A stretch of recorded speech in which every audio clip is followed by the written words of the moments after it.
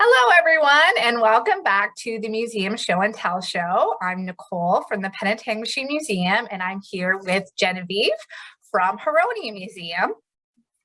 And today our theme is anything related to shipbuilding or boat building in our area.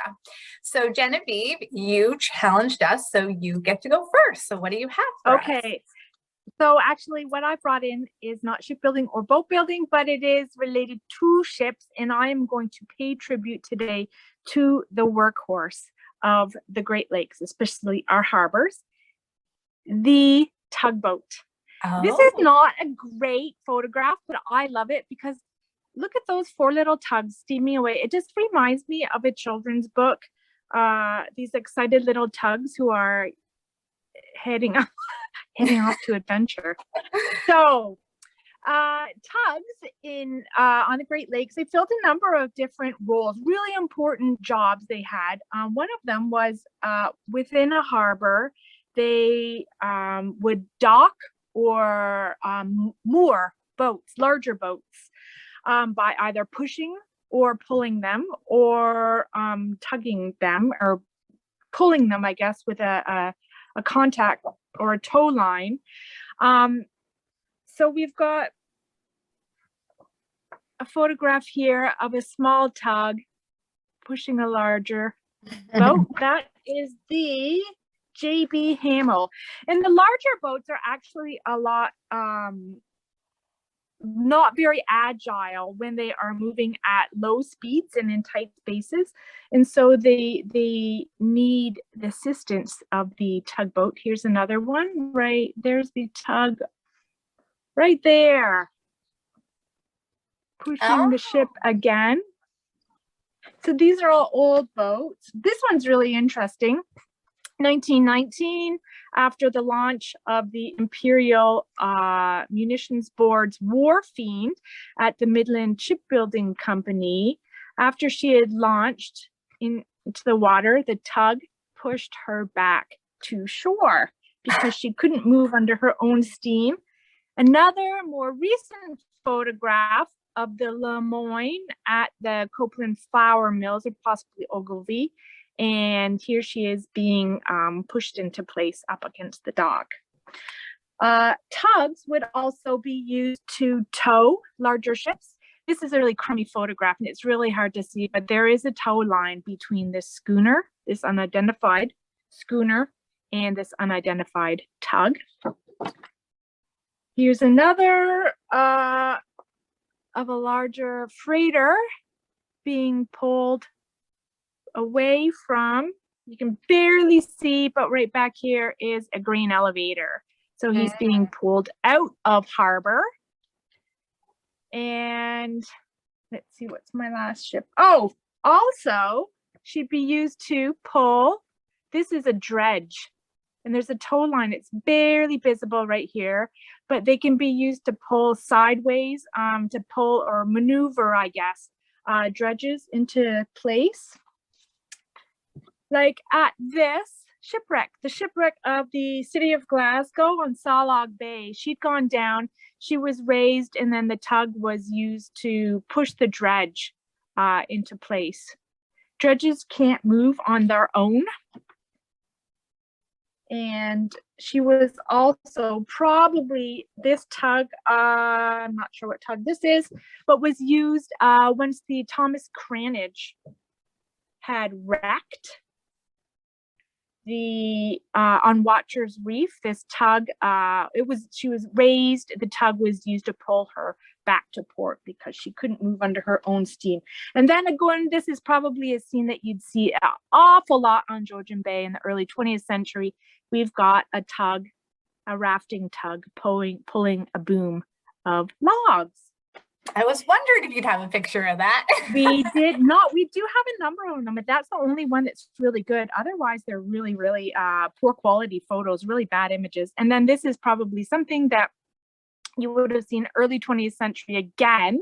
It's very exciting. I love this photograph. We've got the tug Bayport, and she's breaking ice in the Midland Harbor. And right here, you can see her the bumper that they put on the front both of on the Bayport and earlier on the Strathbogie. Here she is. Oh, cool. These are really sturdy little boats. They were really well built, tough little ships. And the last photograph I have is of Manly Chew's tug. Manly Chew owned a lumber mill. He came from a lumbering family, and he was one in a long line of lumber mill owners.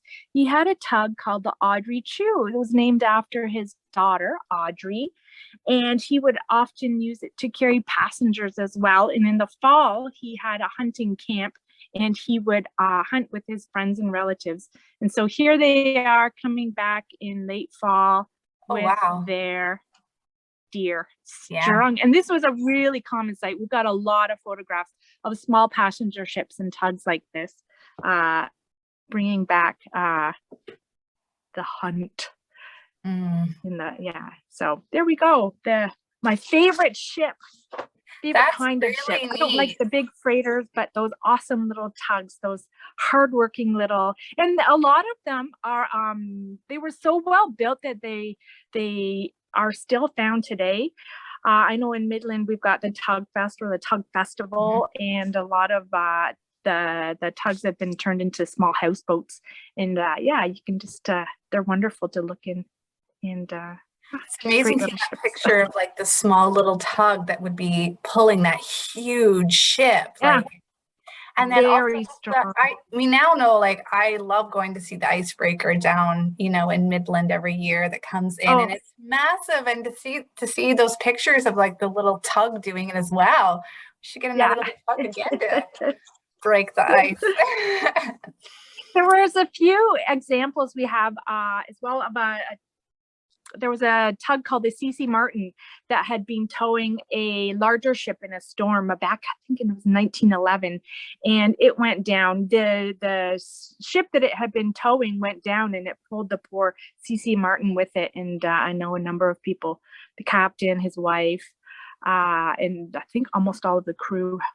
I think all of the crew were killed. So that was, unfortunately, not all tugs, survived or managed to tragic day. I guess so. Yeah. Well, okay, so now we're on to my artifact. I don't have as many pictures as you do. Sorry. But what I decided to go in because when you mentioned shipbuilding or boat building, for me, Penetanguishene was more into the boat building. And so I thought of one of our most famous sort of boat building companies, and this is the Grue Cruiser. So this is sort of a plate off of a Grue Cruiser boat, but Grue Boats was quite well known in Penetanguishene in the 1900s. The actual location is right across the street from where the museum is today. So this is what it looked like along the waterfront. And, the museum would be back here. And it was originally the Gidley Boatworks. So Gidley built the boatworks in 1895. And Grue actually started in Jackson Point on Lake Simcoe. And it was founded by Arthur Grue. So he started his own boat building in Jackson Point. We had Gidley here. And then in 1939, both of those businesses were purchased by Mr. Kemp. And so he amalgamated them and he kept the Grue name. So the Grue name, so it changed here, but Arthur Grue actually never worked up in Penetanguishene. He always stayed at Jackson Point. And the timing of purchasing it and amalgamating these 1939 is kind of interesting because it's right at the beginning of World War II. And Grue Boats was one of only two boat building companies in all of kind of Simcoe County area that got a government contract, and they started building fair miles at the beginning of World War II.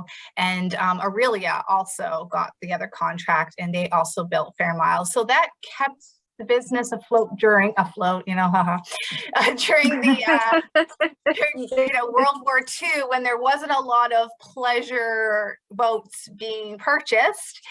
And as soon as, World War II ended, they went back to building their boats. And they became the factory here, or the boatworks here in Penetanguishene, really grew in the 1950s and the 1960s. And here's some pictures of that GRU name with some of the boats on top. If you were out on Penetanguishene Bay, you were definitely going to see one of the cruisers driving on a CN railway, pulling one of those boats. They even, they kept on expanding here in Penetanguishene, even into like 1974 was the last time that they expanded here. But unfortunately, the 1970s is also known for, the great oil crisis. And so same like what we're doing right now, I do wonder what's going to happen with boating this summer with the price of gas. And, but yeah, in the 70s, with the gas being so high, not a lot of people were out buying brand new boats or doing boating. And so eventually the business was sold to an American company. And then at one point it moved away. So the GRU name moved away and was being manufactured in Owen Sound, but it was a completely different company, and it completely disbanded there in 2011. So it was interesting going through all of this research, because people all the time come here and asking us about, what we have on GRU, because it was right here. And did we have any plans from any of the old boats, or if we have any plans of like the actual factory and like that? And we don't. And people are always asking why. And I noticed that all of that was auctioned off.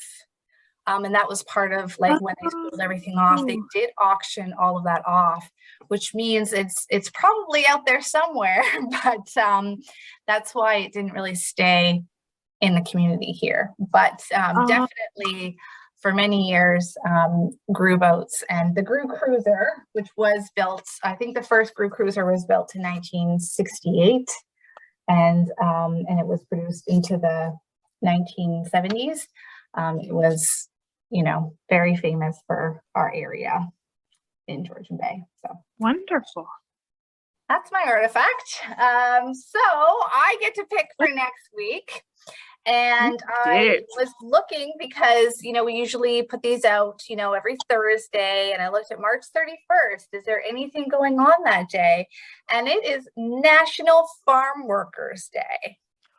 So I thought for National Farm Workers Day, we could probably come up with some artifacts for that theme. Maybe. Yeah. There might be something. Yeah. There might be something we have in our collections. So I hope everyone enjoyed today's episode and they come back next week. So see you then. Bye. Bye.